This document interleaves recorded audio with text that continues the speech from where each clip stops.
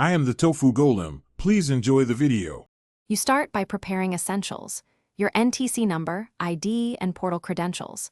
Once ready, open the official NTC or carrier inquiry page in a secure browser session. Enter the number exactly as issued, no spaces, include any leading zeros, then choose the inquiry type and press search.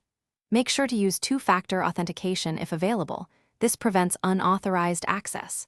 You're not setting anything yet, you're only requesting information, so stay on the inquiry screen and observe the returned fields carefully. Once results appear, focus on status and identifying fields. You'll see whether the number is active, suspended, deactivated, or pending. Each implies different next steps.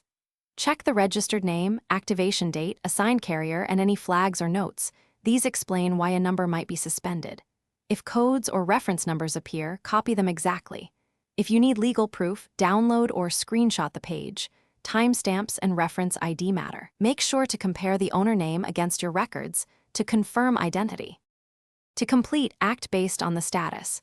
For active, confirm service. For suspended or deactivated, follow the portal's reactivation or dispute flow.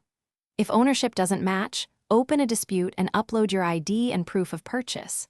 Once you submit, note the case number and expected response time. If nothing updates within the window, call NTC support using the reference code you captured.